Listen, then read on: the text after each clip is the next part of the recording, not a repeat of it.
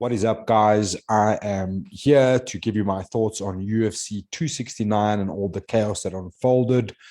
What a night. I think some of you might have seen I posted my picks and how wrong I was. And that's the beauty of MMA. Anything can happen on the night. I take the losses on the chin, as some of the fighters had to do. But I just wanted to run through some of my thoughts and all of the excitement of the main card and some of the prelims. Very interesting fight night. There were a lot of people talking before the fight started. Not too many, but people messaging me and dropping in the comments saying the card was a bit thin, which I didn't quite get. You've got a fully decked card with names all across. A lot of contenders. You had guys like Ryan Hall, Mark Nunes, who was supposed to face Dricus du Plessis, who's in the top 15 on the prelims, facing Eric Anders.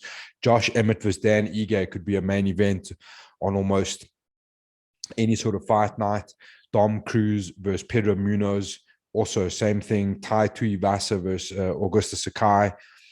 Massive names on the prelim. So for those of you that were asking me, do I think the card's a bit thin? No, I thought it was a pretty good card. I suppose where that would come from, maybe you were hoping that it was going to be some other madly decked out card being the last pay-per-view of the year. I will say this though, I do miss the New Year's card. The UFC used to do that card on the 31st, which was epic, and this card on the 31st would have been really cool. But I guess things change. But it was a good card. Just talking about that, Josh Emmett versus Dan Ige, pretty much exactly the way I saw it playing out. Two guys really, really evenly matched. I thought Josh Emmett would have had a power advantage going in. Oh, sorry about that. Didn't necessarily seem that way, but it was a great fight and a little eking out there by Emmett. Pedro Munoz versus Dom Cruz, vintage Dom Cruz. If you're a Dom Cruz fan like me, you would have loved that performance. He did get tagged early and had to come back from a bit of adversity. But yeah, we saw all the things we love from Dom Cruz, the footwork, the in and out, the combinations, resilience, heart, and I think he won a lot of fans again this weekend. He always says the right things, does the right things. He's just, I feel like he's a tough character, but he's a super likable character at the same time. And it's interesting to watch him perform if you want to pay attention to how he's doing things. I remember there was a stage where I think the whole MMA world was trying to study and recreate his footwork. And I'm sure even still today, we got to see Tuivasa get a crazy knockout in a shoey again, which is always exciting. And he seems to be reinvigorated. Tai Tuivasa, I know he spent a bit of time at AKA, has been in Dubai ever since his last fight, or last two camps have been based in Dubai, and just seems to have a new bit of energy about him. And he seems to be taking his fighting perhaps a little bit more seriously. So that's exciting. Those were some of my favorites. I think the Ryan Hall fight was a bit of a drag. Julian Robertson was a really good performance.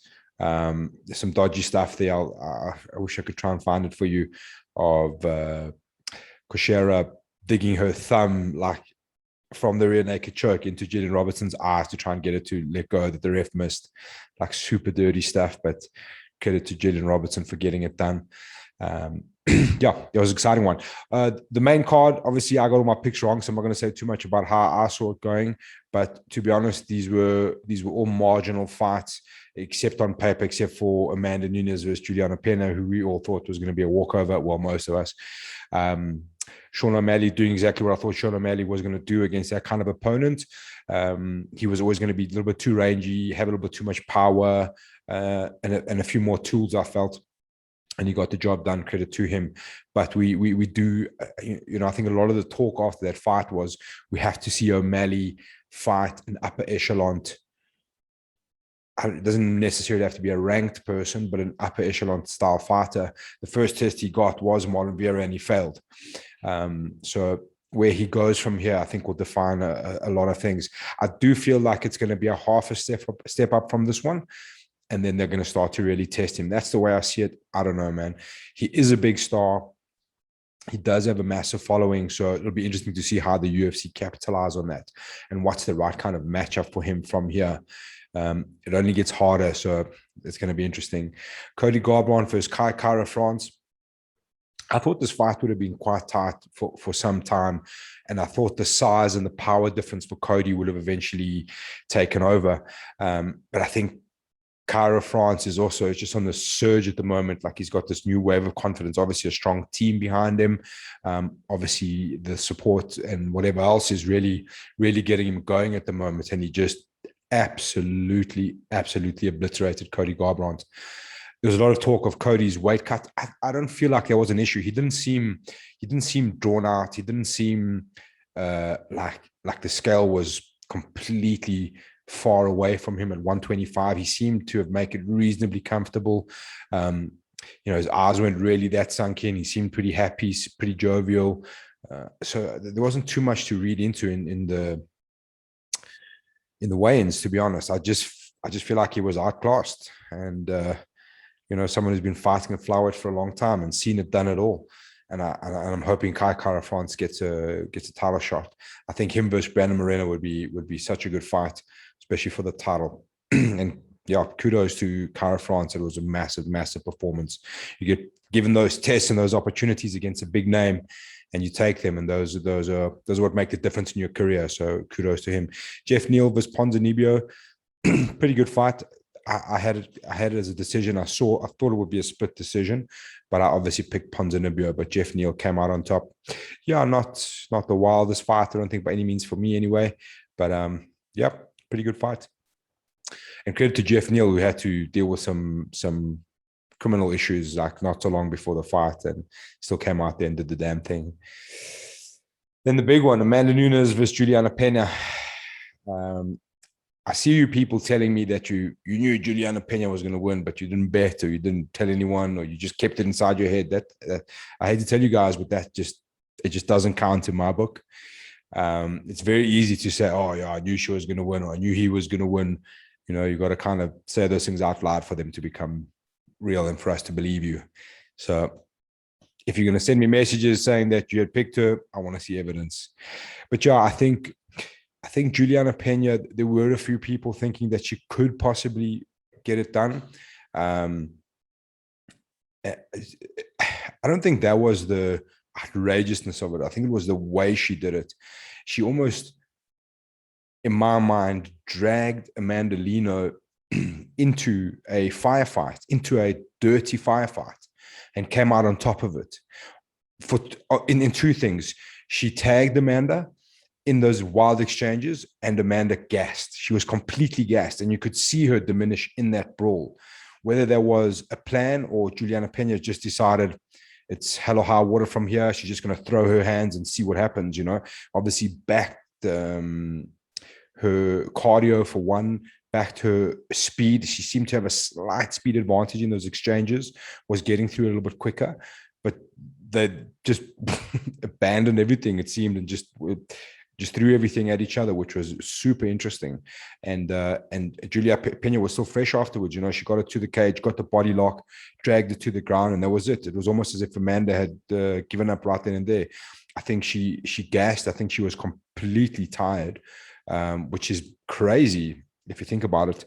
But yeah, I don't know. So maybe something went wrong in a preparation or whatever it was.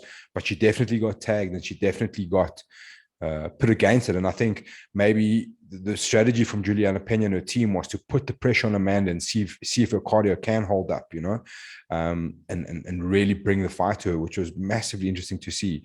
And just the madness in which it ended. I mean, it wasn't even a choke. It was like almost like a rear naked across the jaw, but she tapped, and Juliana Pena is the new champion, and credit to her. I mean, you've got to love seeing that kind of stuff. It is awesome to see.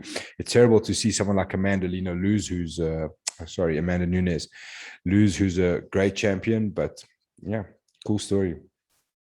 Main event, I honestly, like, someone had asked me, and I said Dustin Poirier is a heart pick, not a mind pick.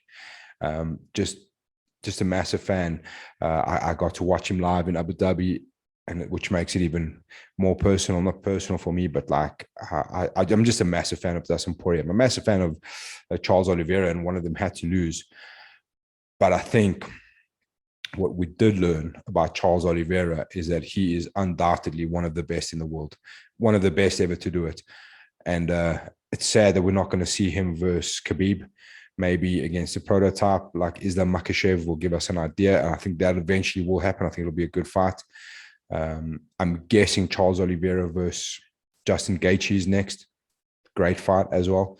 But yeah, just in the fight, I just thought Charles again had to deal with a little bit of adversity early on, but just always finds a way. And in the second round, when he got it to the ground, I know Dustin Poirier was saying he knew scrambling was a risk because of the jiu-jitsu. So his idea was to just close the guard, sit tight, wind down the clock.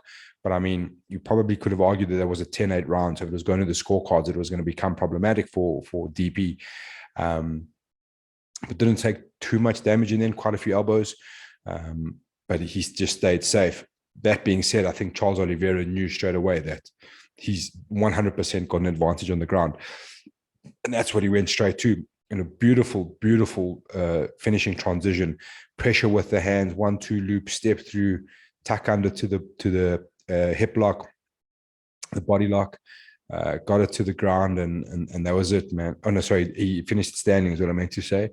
Got the body lock, got that far side leg with the hook in, jumped up onto his back, and that's it, man. You let that dude on your back and it's over. Yeah, just a stellar performance. That finishing sequence was just beautiful to watch, to be honest. It was so slick. And I think Charles Oliveira also won a lot of fans. But all in all, great card. I enjoyed it. It was super exciting. Had a little bit of everything for everyone. Last pay-per-view for the year. We've got Fight Night coming up this weekend, and I think that's it for the year. It's done. But yeah, as always, let me know what your thoughts were. Drop them in the comments. Hit me with your messages. I'm available to chat. Let me know. Catch you soon. Peace.